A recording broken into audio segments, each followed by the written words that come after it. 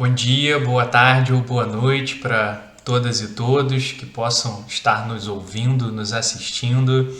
Sejam bem-vindas e bem-vindos ao Projeto Leon Denis Online. Eu me chamo Bruno e a gente vai dar continuidade ao estudo do livro No Invisível, escrito por Leon Denis, autor francês entre os séculos XIX e XX. Essa obra estuda a mediunidade, tanto na sua dimensão teórica quanto na sua dimensão prática.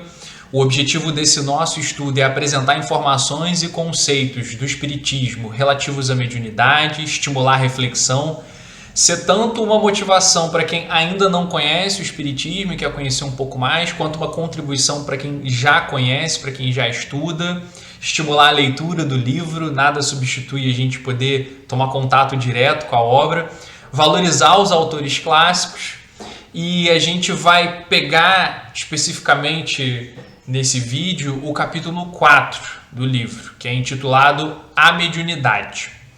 E aí, sempre que a gente vai conversar ou falar sobre algum tema, é importante que esteja muito claro o que cada palavra, o que cada termo que a gente utiliza significa. Porque só quando a gente entende bem cada termo, a gente consegue avançar de forma didática e fluida nos nossos raciocínios. Dessa forma, sempre que um novo termo ou nova palavra surgir, a gente precisa pausar, buscar o seu significado, compreendê-lo e só então a gente vai dar sequência. Aprendizado não combina com pressa, com velocidade, com correria. Aprendizado, reflexão, necessita de calma, de tempo, de reflexão, de troca, de maturação de ideias. Então, quando a gente fala de mediunidade, a gente precisa remontar a um dos autores modernos que primeiro estudou de forma sistemática e metódica esse assunto, que foi Allan Kardec, em meados do século XIX, na França. Para uma introdução mais profunda ao tema, para quem se interessa, a gente recomenda a leitura e o estudo de O Livro dos Médiuns, também de Allan Kardec. Conforme a gente já abordou no estudo anterior, referente ao capítulo 3 do livro No Invisível, os fenômenos de comunicação entre os chamados mortos e os chamados vivos sempre ocorreram ao longo de toda a história da humanidade, nas mais diferentes culturas, nos mais diferentes lugares. Os próprios livros que compõem a Bíblia cristã, por exemplo, são fartos de episódios desse tipo. Assim como a própria Igreja Católica também está cheia de exemplos de padres, de freiras, de religiosos e de religiosas que se comunicavam com os mortos. O Clóvis Tavares, ele tem um livrinho, uma obra de pesquisa intitulada Mediunidade dos Santos, onde ele se coloca a estudar várias pessoas que integraram a Igreja Católica ao longo da sua história e que apresentavam mediunidade. Se a gente buscar com cuidado, com atenção, a gente vai encontrar referências veladas ou explícitas a fenômenos de comunicação entre mortos e vivos em diversas tradições, religiões, culturas. Entretanto, no século XIX, esses fenômenos eles haviam se intensificado e se publicizado na sociedade de então, destacadamente nos Estados Unidos e na França. O Allan Kardec estuda, pesquisa, analisa esses fenômenos e chega à conclusão empírica de que todos nós somos dotados de uma alma, que é a nossa fonte e essência da vida, que é imortal. Ou seja, continua viva depois da morte do corpo físico e que, em condições especiais, pode se comunicar com quem ainda está vivo, encarnado nesse corpo de carne. Essa comunicação ela é possível através da mediunidade, que é o nome da faculdade que determinadas pessoas possuem de sentir, de perceber e de se comunicar com os espíritos.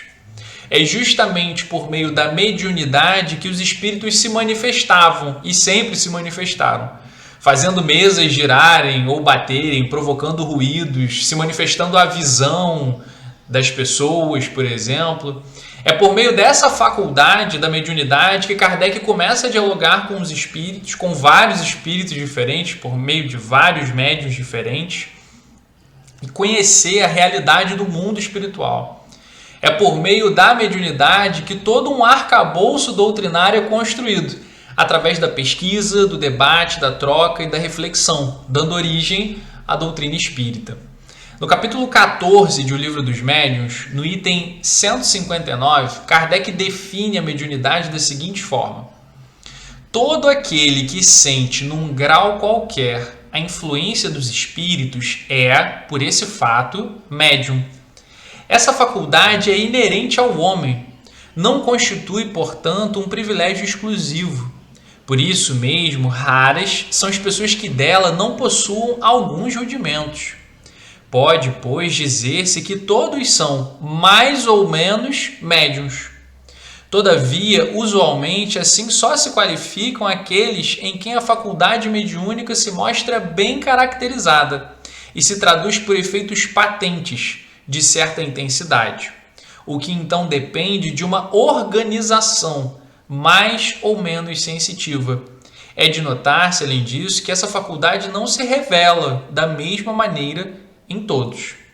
Essa definição kardeciana, ela consegue sintetizar de forma relativamente clara e didática essa questão. Em primeiro lugar, ele já aponta que a mediunidade não é um privilégio do espiritismo ou do espírita, mas uma faculdade do ser humano. Logo, há médiuns em todos os lugares, religiões, e os houve em todos os tempos. Em segundo lugar, Kardec aponta que todos são médiuns. Aí aqui cabe um adendo.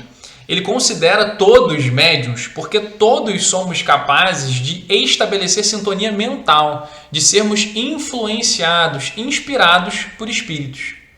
Entretanto, ele esclarece que usualmente a gente só emprega o termo médium para nos referirmos àquele indivíduo que possui uma sensibilidade mais apurada e mais nítida em relação aos espíritos e que proporciona fenômenos de caráter mais ostensivo. Porém, em essência, todos temos rudimentos de sensibilidade mediúnica, pois todos somos influenciáveis e passíveis de receber inspirações dos espíritos. Terceiro lugar, Kardec aponta que a mediunidade de caráter mais ostensivo depende de uma especificidade biológica. Ou seja, a mediunidade é fisiológica. Ela está radicada no nosso corpo, em alguma configuração especial do nosso cérebro ou da nossa fisiologia que, por hora, ainda não conhecemos. É até importante a gente ressaltar que muitas pessoas no movimento espírita falam sobre glândula pineal e outras coisas, mas sob a ótica da ciência não há absolutamente nada provado por enquanto acerca de alguma região do nosso corpo que seja a sede dessas percepções psíquicas. Sabemos que essa região existe, porque a mediunidade é um fato concreto, provado. Mas a gente não sabe ainda localizar qual parte do nosso corpo é responsável por isso. E segundo Kardec, no capítulo 1 da Gênese, a gente opta por seguir com a ciência. Em quarto, ao apontar que a mediunidade ostensiva tem uma origem fisiológica, o Espiritismo retira essa faculdade do campo do sobrenatural e coloca ela entre os fenômenos da natureza. Aliás, muitas vezes a gente chama de sobrenatural apenas o que a gente ainda não consegue explicar de forma racional. No passado distante, provavelmente os antigos acreditavam que o raio, o trovão eram uma manifestação de energias sobrenaturais, para além da natureza em termos de explicação e compreensão. Entretanto, a ciência, conforme o seu avanço, ela vai nos explicando fenômenos que antes a gente não compreendia, inserindo determinados acontecimentos que antes eram considerados sobrenaturais para dentro dos domínios da natureza, ou seja, fenômenos que passam a ser analisáveis, mensuráveis, explicáveis, compreensíveis. Assim também ocorreu em relação à mediunidade. É uma faculdade humana, natural, não deve ser vista como algo incrível, algo sobre-humano, um privilégio ou qualquer coisa do tipo. A gente precisa naturalizar a nossa percepção sobre a mediunidade, sobre os médiuns. E para complementar, algo que não está especificamente nesse trecho que a gente leu, do Livro dos Médiuns, mas que a gente acredita ser importante ressaltar, é a divisão didática que a gente faz entre os dois grandes tipos de fenômenos mediúnicos.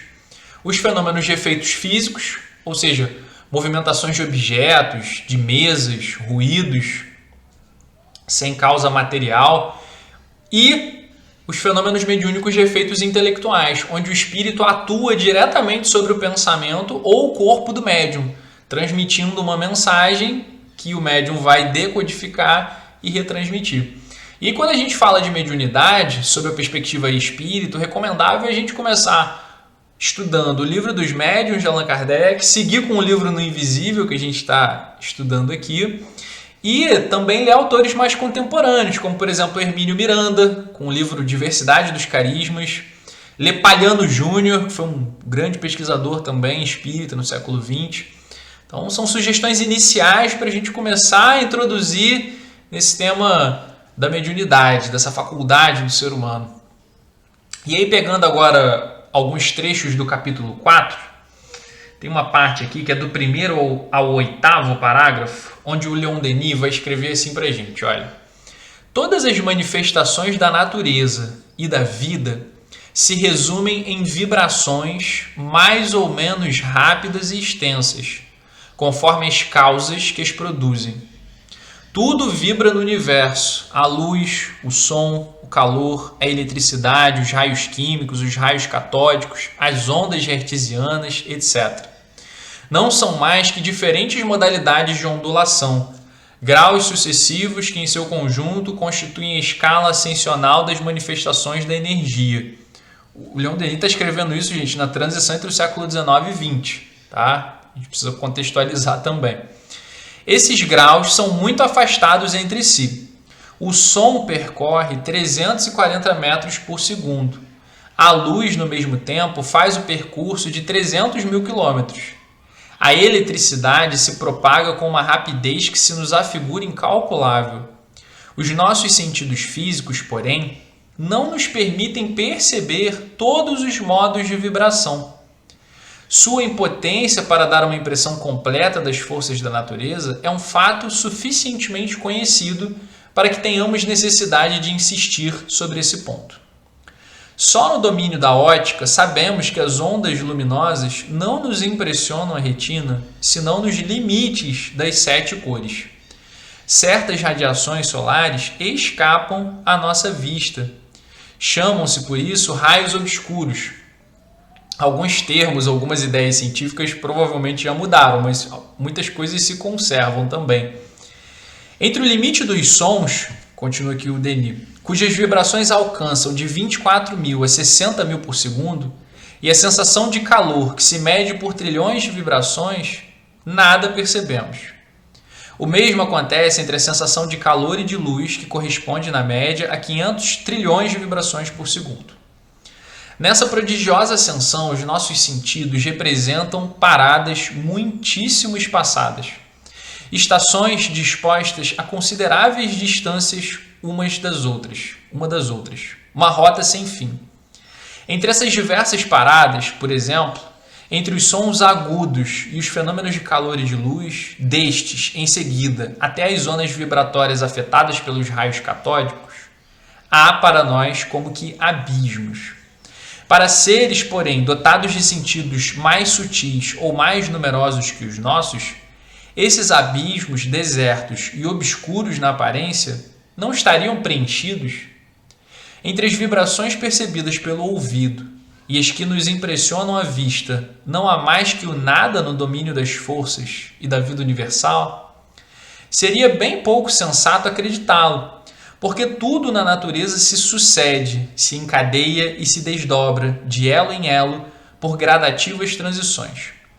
Em parte alguma, há salto brusco, hiato, vácuo. O que resulta destas considerações é simplesmente a insuficiência do nosso organismo, demasiado pobre para perceber todas as modalidades de energia.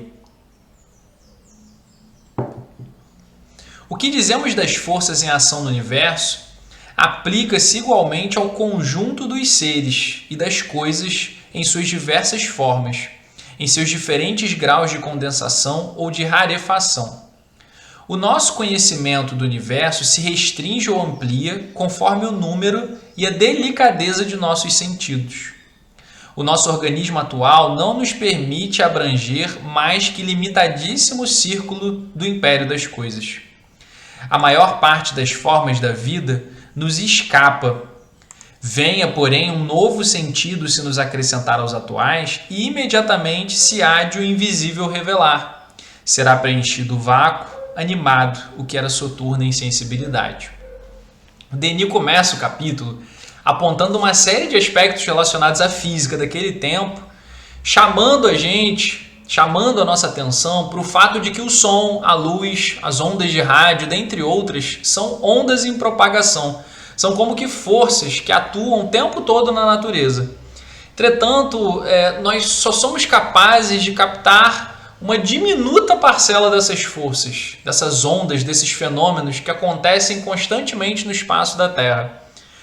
Os nossos olhos, por exemplo, eles só conseguem perceber um espectro de ondas luminosas muito curto. Ou seja, existem muitas coisas que existem e a nossa visão não capta. Existem muitos outros comprimentos de onda, mais curtos ou mais longos, que os nossos olhos não percebem. É como se houvessem muito mais cores, mas que estão além do limite do nosso sentido visual atual. Algo semelhante ocorre com os sons. A gente percebe através da audição apenas uma faixa muito curta das vibrações sonoras, tanto que alguns animais ouvem sons que nós simplesmente não captamos. Então, invisibilidade ou insensibilidade não necessariamente significam ausência ou inexistência. O próprio ar que a gente respira é invisível em condições normais de pressão, de temperatura, sendo que a gente consegue sentir o ar só pelo tato e pelo olfato. Entretanto, nem por isso ele deixa de existir, de ter uma função decisiva no mundo e na vida. Então, toda essa introdução do Leon Denis me parece ter sido feita para provocar a pensar, recorrendo à física, que existem muitas forças, energias, fenômenos que existem, mas que os nossos sentidos simplesmente não captam, porque eles são muito limitados perante a vastidão das forças da natureza. Entretanto, não é porque a gente não tem sentido para perceber algo que esse algo não existe. Então, essa analogia é um estímulo para a gente pensar primeiro no quanto nós somos limitados do ponto de vista sensorial. Em segundo, nos estimula a humildade, na medida em que evidencia para a gente o tamanho da nossa pequenez perante as forças e as potências da natureza. E em terceiro, é também uma provocação, que aponta o Espiritismo enquanto um campo de conhecimento que tenta explorar um pouquinho desses fenômenos da natureza que existem para além dos nossos limitados sentidos. Um texto que lembra essa reflexão de Denis é a introdução do livro Nos Domínios da Mediunidade, psicografado pelo Chico Xavier, a introdução que é intitulada Raios, Ondas, Mentes e Médiuns. Continuando aqui na leitura do capítulo, no 16º parágrafo, o Denis vai escrever assim: assinalamos a impotência dos nossos sentidos desde que são aplicados aos estudos dos fenômenos da vida. Nas ciências experimentais, não tardou a ser preciso recorrer a instrumentos para suprir essa deficiência do organismo humano e ampliar o nosso campo de observação. Vieram assim o telescópio e o microscópio revelar-nos a existência do infinitamente grande e do infinitamente pequeno. Então, o Denis observa que com o avanço da técnica e da ciência é possível fabricarmos aparelhos e tecnologias que supram, em parte, as limitações dos nossos sentidos, permitindo a gente perceber um pouquinho mais além. Então, o microscópio, por exemplo, ele supre a limitação da nossa visão para enxergar o que é muito pequeno, assim como o telescópio supre a limitação da nossa visão para enxergar o que é muito distante. Então, da mesma forma, acho que o ponto que o Denis quer chegar aqui é que a mediunidade é uma faculdade que funciona como uma espécie de microscópio ou telescópio do mundo invisível, do mundo espiritual. Então, por meio da mediunidade, a gente pode vislumbrar mais um pouquinho dos fenômenos da vida, que, segundo as pesquisas espíritas, essa vida não acaba com a morte do corpo físico. Essa vida continua ainda mais intensa e complexa após a morte. Aí, voltando um pouquinho, no 13º e no 14º parágrafo, Denis vai escrever assim: E se, em consequência do desenvolvimento orgânico de alguns desses seres, em seus diversos apropriados habitats, seus meios de percepção lhes permitissem entrar em relações com aqueles cuja organização é diferente, nada haveria nisso de sobrenatural, nem de miraculoso, mas simplesmente um conjunto de fenômenos naturais, regidos por leis ainda ignoradas desses seres, entre os outros, menos favorecidos no que se refere ao conhecimento. Ora, é o que precisamente se produz em nossas relações com os espíritos dos homens falecidos, em todos os casos em que é possível a um médium servir de intermediário entre as duas humanidades, visível e invisível. Nos fenômenos espíritas, dois mundos, cujas organizações e leis conhecidas são diferentes, entram em contato. E assomando a essa linha divisória, a essa fronteira que os separava, mas que desaparece, o pensador ansioso vê desdobrarem-se perspectivas infinitas. Então, a mediunidade estudada de forma sistemática, de forma metódica e utilizada para fins de pesquisa ou instrução, proporciona com que a gente se relacione com os mortos e abra um novo campo de investigações e de contribuições para o conhecimento humano. A mediunidade é uma espécie de ponte que permite a conexão temporária entre os que ainda estão aqui e os que já se foram. Então, além de toda essa contribuição que a mediunidade proporciona para o conhecimento humano, há também consequências filosóficas, morais e até religiosas de longo alcance a partir disso tudo. Ao provar empiricamente que a morte do corpo físico não termina com a vida inteligente e que há um mundo espiritual, a gente passa a perceber que reencontraremos um dia aqueles que a gente ama, mas que já faleceram. A gente passa a vislumbrar um novo mundo de reflexões sobre a vida, seu objetivo, de onde viemos, para onde vamos. A gente passa a vislumbrar a existência de uma força superior que preside a tudo e a todos. A gente acredita que o Espiritismo auxilia a avançar um pouco mais no conhecimento da natureza e da vida e é uma contribuição para o pensamento humano. Não é mais uma religião, mais um grupo, mas é um verdadeiro campo de conhecimento que se abre em inúmeras possibilidades. A partir de tudo que a gente viu, a gente identifica então que os indivíduos que possuem a mediunidade de forma ostensiva têm possibilidades de percepções psíquicas mais ampliadas.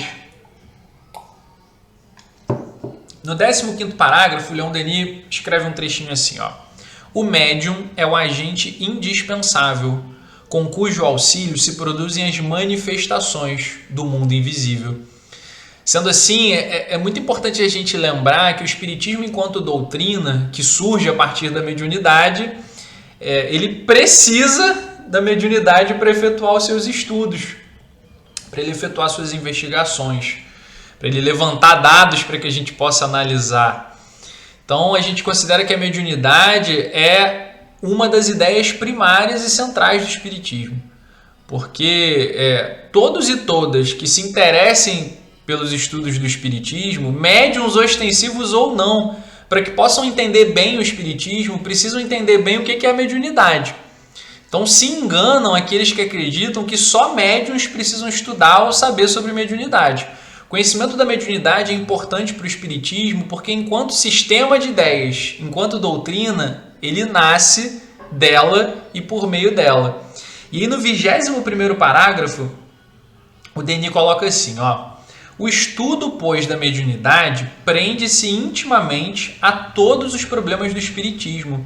É mesmo a sua chave. E aí, num outro trechinho também, no 21º parágrafo, ele vai dizer assim: O mais importante no exame dos fenômenos é distinguir a parte que é preciso atribuir ao organismo e à personalidade do médium e a que provém de uma intervenção estranha, e determinar em seguida a natureza dessa intervenção. Denis aponta aqui uma sutileza muito importante sobre o exercício e o uso da faculdade mediúnica, que é a necessidade de primeiramente identificar o que é de natureza mediúnica e o que não é. Suponhamos que repentinamente eu comece a ouvir ruídos em minha casa e de forma apressada eu os atribua à intervenção de algum espírito que possa estar atuando porque existe algum médium que mora comigo ou mora nas vizinhanças e fornece o fluido para que esses espíritos possam se manifestar, intervir no nosso mundo. Entretanto, investigando um pouco melhor, com um pouco mais de cuidado, eu posso vir a descobrir que a origem desses ruídos era um problema no encanamento de uma das paredes da minha casa, não era nada espiritual. Então, dessa forma, é fundamental a gente não atribuir qualquer fenômeno aparentemente incomum aos espíritos ou à mediunidade. É importantíssimo sempre averiguar todas as possibilidades de causas físicas e somente após esgotá-las, colocar os espíritos ou a mediunidade como possíveis hipóteses. Um segundo ponto importante é relativo a quando o espírito se comunica diretamente através do médium, por meio da sua voz, a psicofonia, ou da escrita, a psicografia, por exemplo. A gente precisa ter a ciência de que o médium não é um mero aparelho que o espírito utiliza como quer para transmitir mensagens. O médium é um ser humano encarnado e o espírito comunicante é um ser humano desencarnado. A única diferença é que um tem corpo de carne e o outro não. Então o médium é como que um intérprete que recebe a mensagem do espírito, a codifica e a transmite. E esse é um processo delicado, complexo. O Hermínio de Miranda estuda muito bem isso no capítulo do livro Diversidade dos Carismas, intitulado Semiologia da Comunicação Mediúnica. Por quê? O espírito comunicante ele depende das palavras e dos conhecimentos que o médium possui no cérebro para que ele possa se comunicar. Além disso, o espírito também precisa que a mente do médium esteja relativamente tranquila, equilibrada, harmônica, para que ele possa estabelecer sintonia e transmitir a mensagem. É como se o médium fosse uma espécie de teclado de uma máquina de escrever. Quanto mais conhecimentos o médium possui, é como se mais letras essa máquina de escrever possuísse, dando mais possibilidades de manuseio. Num outro exemplo, a gente pode representar a mente do médium como um lago. Se a mente está tranquila, equilibrada, a gente tem um lago com um espelho d'água parado, refletindo com fidelidade e eficiência o reflexo da luz solar. Ao passo que uma mente desequilibrada, desconcentrada, é como se fosse um espelho d'água trêmulo, que vibra e assim transmite os reflexos de forma desajeitada, embaçada, confusa. Um outro exemplo que o Kardec utiliza no livro dos Médiuns, no capítulo 19, é referente a um excelente músico que, para se apresentar, só tem disponível instrumentos de má qualidade. Então, por melhor que seja um músico, sem bons instrumentos, fica difícil fazer boa música. O médium é esse instrumento, com a mente mais ou menos serena e equilibrada, com mais ou menos conteúdo para facilitar a comunicação dos espíritos. Então, dessa maneira, sempre que o espírito se comunica, vai haver um colorido do médium na mensagem. É como uma luz que precisa passar por um vidro levemente azulado. Ao passar pelo vidro com a cor azulada, a luz vai adquirir uma tonalidade levemente azulada, sem deixar de ser luz. E o mais importante, não há mediunidade em que o vidro seja totalmente transparente. É como se o médium fosse um vidro, de fato. Toda mediunidade é como um vidro com um leve tom de alguma cor, que vai impactar na luz que passa através dele. O bom médium, nesse sentido, é aquele que consegue ser um vidro o mais próximo possível do transparente. O Hermínio faz uma comparação desse tipo no capítulo 13 do livro Diversidade dos Carismas, no capítulo 13, item 5. De forma ainda mais lúdica e simples, a gente pode comparar a mediunidade à brincadeira do telefone sem fio. Quando a gente passa a mensagem para um mensageiro, repassá-la para alguém, é frequentemente um desafio manter ela como o emissor original elaborou. Mas não é impossível, né? Então, a dificuldade da transmissão da mensagem não tira o valor e nem a autenticidade dela. Cabe ao pesquisador e ao médium saber essas nuances e detalhes para que possa melhor compreender e utilizar a mediunidade. Lá no 22º parágrafo, Leon Denis vai escrever assim: o espírito, separado da matéria grosseira pela morte, não pode mais sobre ela agir, nem se manifestar na esfera humana sem o auxílio de uma força, de uma energia, que ele aure no organismo de um ser vivo. Toda pessoa suscetível de fornecer, de exteriorizar essa força, é apta para desempenhar um papel nas manifestações físicas, deslocação de objetos sem contato, transportes, sons de pancadas, mesas giratórias, levitações, materializações. É essa a mais comum, a mais generalizada forma de mediunidade. Não requer nenhum desenvolvimento intelectual, nem adiantamento moral. É uma simples propriedade fisiológica, observada em pessoas de todas as condições. Em todas as formas inferiores da mediunidade, o indivíduo é comparável quer a um acumulador de força, quer a um aparelho telegráfico ou telefônico, transmissor do pensamento do operador. Leon Denis está fazendo referência aqui às mediunidades de efeitos físicos.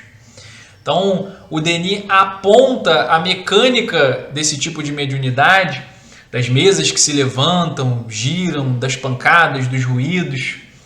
No caso desses efeitos físicos, o espírito que quer se comunicar, ele precisa se utilizar de um fluido que os médiums expelem, para que os espíritos, se utilizando desse fluido, possam provocar esses fenômenos, interferindo no mundo material.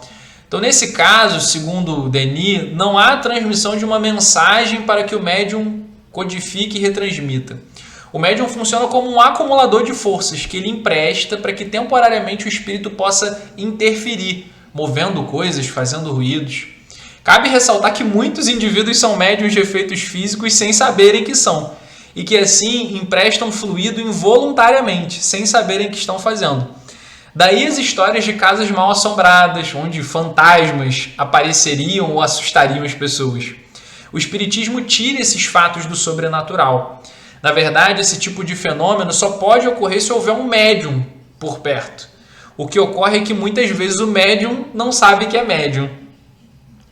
Aí, lá nos parágrafos 23 e 24, ele continua assim, ó. A comparação é tanto mais exata quanto a força psíquica se esgota, como todas as forças não renovadas. A intensidade das manifestações está na razão direta do estado físico e mental do médium. Seria um erro considerar este como um histérico ou um doente. É simplesmente um indivíduo dotado de capacidades mais extensas ou de mais sutis percepções que outro qualquer. A saúde do médium parece-nos ser uma das condições de sua faculdade. Conhecemos um grande número de médiuns que gozam perfeita saúde. Temos notado mesmo um fato significativo, e é que, quanto a saúde se lhes altera, os fenômenos se enfraquecem e cessam até se produzir. Então a gente percebe aqui claramente que a mediunidade requer gasto de energia, de uma força psíquica. Ou seja, não é possível utilizar a mediunidade continuamente sem descanso. É preciso equilíbrio, descanso, para repor essa energia, zelo com a nossa saúde fisiológica, pois sem ela, como o próprio autor menciona, os fenômenos enfraquecem ou cessam. A própria Ivone Pereira, um exemplo de médium brasileira, se não nos falha a memória, ela relata que em determinada época da vida dela, quando ela estava com a saúde um pouco mais fragilizada, os próprios espíritos a preservavam e os fenômenos diminuíam ou cessavam temporariamente. Então a atividade mediúnica ela precisa ser equilibrada e jamais pode ocorrer de forma que traga cansaço ou desgaste excessivo, prejudicial para a saúde do médium. A mediunidade precisa ser sempre geradora de equilíbrio, de bem-estar, uma ferramenta de auxílio, de progresso, de caridade. E aí, sobre a mediunidade de efeitos intelectuais, o Denis vai escrever assim, no 28º parágrafo. Nessa ordem de manifestações, os invisíveis atuam sobre o intelecto do sensitivo e lhes projetam na esfera mental suas ideias. Então, diferentemente das manifestações de efeitos físicos, onde o espírito se utiliza de um fluido fornecido pelo médium para poder mexer com os objetos materiais, nas manifestações de efeitos intelectuais, o espírito atua diretamente sobre o pensamento do médium para transmitir uma mensagem por meio da escrita, da voz, da visão. E aí, seguindo aqui nos parágrafos 26 e 27, o Denis vai falar um pouco sobre a importância do médium estudar. É pela mediunidade de efeitos intelectuais, inspiração escrita, que habitualmente nos são transmitidos os ensinos dos espíritos elevados. Para produzir bons resultados, exige conhecimentos muito extensos. Quanto mais instruído e dotado de qualidades morais é o médium, maiores recursos facilita aos espíritos. Em todos os casos, contudo, o indivíduo não é mais do que um instrumento. Este, porém, deve ser apropriado à função de quem é encarregado. Um artista, por mais hábil que seja, nunca poderá tirar de um instrumento incompleto mais que medíocre partido. O mesmo se dá com o espírito em relação ao médium intuitivo, no qual um claro discernimento, uma lúcida inteligência, o saber mesmo são condições essenciais. Verdade é que se tem visto sensitivos escreverem em línguas desconhecidas ou tratar de questões científicas e abstratas muito acima de sua capacidade. São raros, porém, esses casos, que exigem grandes esforços da parte dos espíritos. Estes preferem recorrer a intermediários maleáveis, aperfeiçoados pelo estudo, suscetíveis de os compreender e lhes interpretar fielmente os pensamentos. Então, esse trecho referenda, teoricamente, e de forma clara, por que é importante o médium estudar. Primeiramente, para que ela ou ele possa entender o que ocorre consigo. Porque tem muitos médiuns que não sabem lidar com as suas faculdades. Não sabem o que são, o que sentem e sofrem por causa disso. Então, o primeiro passo é a gente saber o que é aquilo que a gente sente, que ocorre com a gente. O que é a mediunidade, como é que ela funciona, para que serve, como a gente utilizar de forma útil, segura, equilibrada. Em segundo, para que possa oferecer o máximo possível de conteúdos e de conhecimentos e de palavras e de maleabilidade que o médium precisa estudar. Quanto mais o médium estuda, mais material, mais maleabilidade ele proporciona para que o espírito comunicante possa se expressar de forma mais clara e autêntica possível.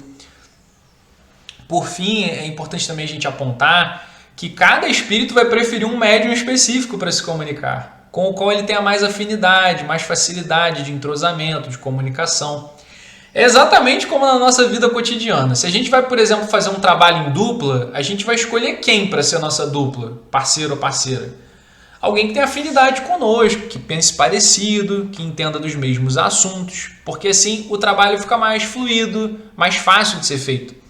Ao passo que, se nossa dupla for alguém muito diferente, com gostos e pensamentos muito diversos do nosso, o desenrolar do trabalho vai ser muito mais penoso, muito mais desafiador. Então é a mesma coisa que fazer um trabalho em dupla, só que a diferença é que um elemento da dupla está desencarnado, no caso da mediunidade, e o outro está encarnado. Então, se eu sou um espírito desencarnado de um artista, eu vou preferir, caso seja possível, algum encarnado que já tenha sido artista em outras encarnações ou que seja na atual. Vai haver uma sintonia prévia. Se eu sou um espírito desencarnado, pesquisador da ciência, da filosofia, eu vou preferir, caso seja possível, algum encarnado médium que tenha essas inclinações ou experiências, seja de vidas anteriores ou seja dessa.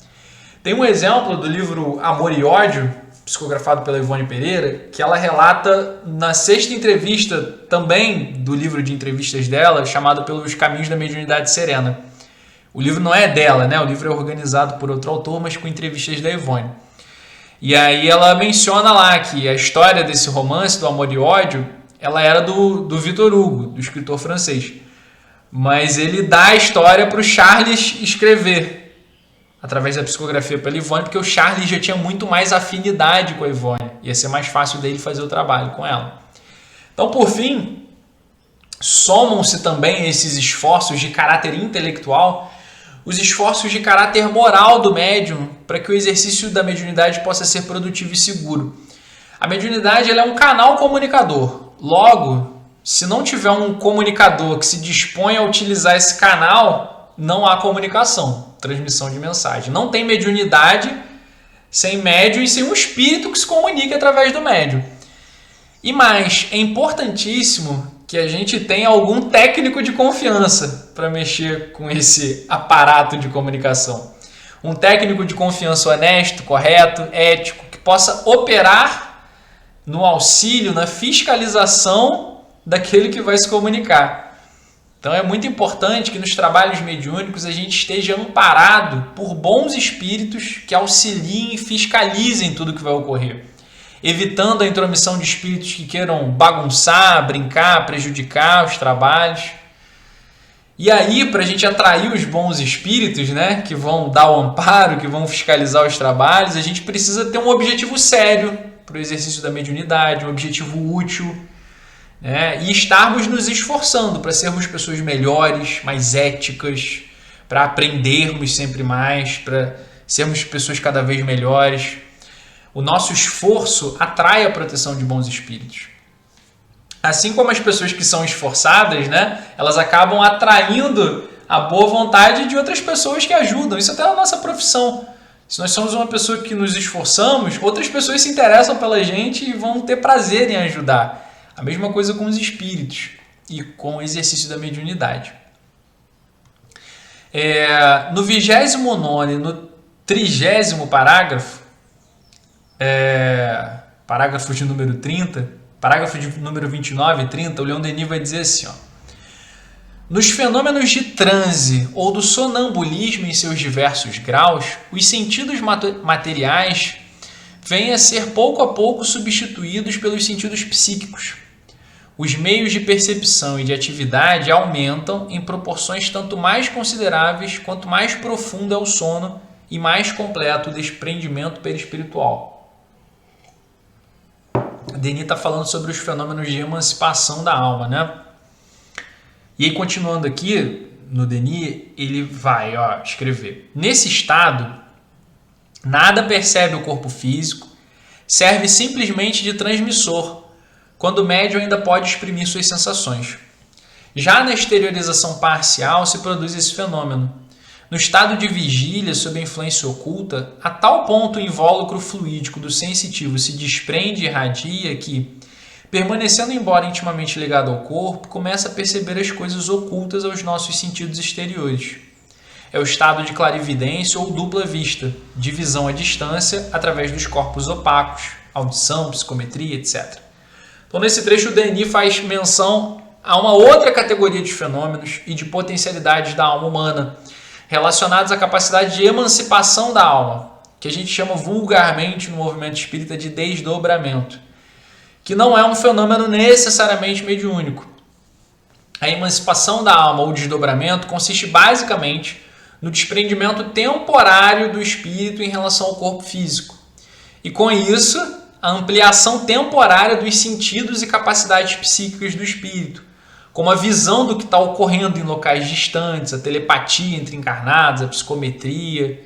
Essa emancipação da alma ela ocorre naturalmente todos os dias quando a gente dorme. Quando a gente deita à noite e o corpo adormece, nossa alma se emancipa naturalmente, vive sua vida, né, dos espíritos, e de dia a gente acorda de novo.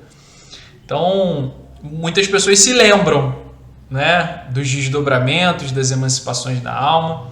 Os sonhos, gente, não necessariamente são coisas que a gente viu enquanto estava dormindo no mundo espiritual, tá? Muitos sonhos são de caráter psicológico, às vezes refletem traumas, às vezes aqueles sonhos meio sem sentido que a gente tem são, enfim, preocupações, ansiedades, então, que a gente está vivendo no cotidiano. Não necessariamente todo sonho tem a ver com questões espirituais, tá? Esse fenômeno da emancipação da alma, a gente caracteriza ele como um fenômeno anímico, ou seja, é um fenômeno da própria alma da pessoa, não é outro espírito se comunicando, né, por meio de nós. É a nossa própria alma se desprendendo e ativando alguns sentidos extras, né, enquanto está nesse desprendimento temporário. Claro, esses fenômenos anímicos eles podem se tornar mediúnicos. Se durante o momento do desdobramento um espírito vem e fala comigo e eu retransmito a mensagem, a gente pode dizer que há um fenômeno mediúnico também, né? No 25º parágrafo, o Denis vai escrever assim: a mediunidade apresenta variedades quase infinitas, desde as mais vulgares formas até as mais sublimes manifestações. Nunca é idêntica em dois indivíduos e se diversifica segundo os caracteres e os temperamentos. Em um grau superior, é como uma centelha do céu a dissipar as humanas tristezas e esclarecer as obscuridades que nos envolvem. Então a gente precisa assumir uma postura, primeiro, de humildade, de abertura perante o fenômeno mediúnico, porque ele se mostra infinitamente complexo, rico, variado, multifacetado. Nos últimos séculos, nos últimos 2 séculos, a gente avançou muito no conhecimento dessa faculdade do ser humano, do seu funcionamento, das suas possibilidades, mas ainda há muito a avançar, a descobrir, a conhecer, a aprender, a pesquisar. Kardec e Denis foram o início, o pontapé inicial. E, claro, são um guia, um roteiro de como a gente proceder com os estudos. É muito importante a gente ressaltar que nenhuma mediunidade é absolutamente igual à outra, pois nenhum indivíduo é absolutamente igual ao outro. Então, ainda que 2 pessoas diferentes tenham a faculdade mediúnica da psicografia, por exemplo, essa faculdade vai se apresentar com diferenças e nuances muito particulares em cada indivíduo. Diferenças essas que precisam ser respeitadas, entendidas e não podadas, bloqueadas, formatadas de maneira homogênea em todas e todos. Não existe uma única forma correta e única de tecnicamente exercer a mediunidade. O que existe em comum para todas e todos é a necessidade de conhecimento e compreensão da faculdade, que a gente faz por meio do estudo, e a necessidade de uma postura ética, de seriedade, de responsabilidade perante a mediunidade, que é um fator essencial para o seu uso seguro e produtivo sob o auxílio de espíritos mais amadurecidos. E nos 2 últimos parágrafos do capítulo, o Leon Denis vai escrever aqui: os sentidos psíquicos inativos no estado de vigília, enquanto a gente está acordado, na maior parte dos homens, podem, entretanto, ser utilizados. Basta para isso abstrair-se das coisas materiais, cerrar os sentidos físicos a todo ruído e toda visão exterior e, por um esforço de vontade, interrogar esse sentido profundo em que se resumem todas as nossas faculdades superiores e que denominamos o 6º sentido, a intuição, a percepção espiritual. É por ele que entramos em contato direto com o mundo dos espíritos, mais facilmente que por qualquer outro meio, porque esse sentido constitui atributo da alma, o próprio fundo de sua natureza, e acha-se fora do alcance dos sentidos materiais, de que difere inteiramente. A ciência menosprezou até hoje esse sentido, o mais belo de todos, e é por isso que se tem conservado ignorante de tudo que se refere ao mundo do invisível. As regras que ela aplica ao plano físico serão insuficientes sempre que as quiserem aplicar ao mundo dos espíritos. Para penetrar neste, é preciso antes de tudo compreender que nós mesmos somos espíritos e que não podemos entrar em relação com o universo espiritual senão pelos sentidos do espírito. O espiritismo ele apresenta para a gente faculdades e potencialidades humanas que sempre existiram, mas que por longo tempo permaneceram ocultas à maioria das pessoas. Faculdades de percepção de outras energias, de vida para além da matéria perceptível e para além da morte. Faculdades que, quando presentes fisiologicamente, podem ser desenvolvidas por meio do estudo, da meditação, da prática, sempre para o uso na caridade, no bem, para o desenvolvimento das ideias, do conhecimento. Por fim, a gente pode dizer que o mundo atual funciona, em grande parte, num paradigma materialista, no sentido de não considerar que há vida para além da morte. A gente vive numa sociedade capitalista, produtivista, predatória da natureza e do próprio ser humano, onde milhares de pessoas são exploradas, pauperizadas, para que uma pequena quantidade de pessoas possa acumular muitos bens. A gente vive numa sociedade onde predomina a lógica quantitativa, produtivista, de números, de metas, de lucro insaciável, um modelo de vida que é adoecedor do ser humano. O Espiritismo apresenta uma outra possibilidade lógica, um conjunto de ideias e valores que estimulam o altruísmo, a relação sustentável entre ser humano e natureza, o respeito dos direitos humanos, a valorização dos indivíduos, o combate às desigualdades sociais artificialmente e perversamente construídas, a valorização da vida acima do lucro e dos bens de caráter exclusivamente material, né? Valorizar mais a vida do que somente os bens de caráter material. A vida é o nosso maior bem. Que a gente possa aproveitar essa proposta do Espiritismo, né? Refletir, estudar, lutar por meio da não violência por um mundo melhor, esperançar e seguir em frente. Muita paz, né? Para todas, para todos, que a gente possa está conectada aí com as faixas de pensamento da sabedoria, do amor. Cuidem de si, cuidem das pessoas que estão ao seu redor. E um grande abraço para todos vocês.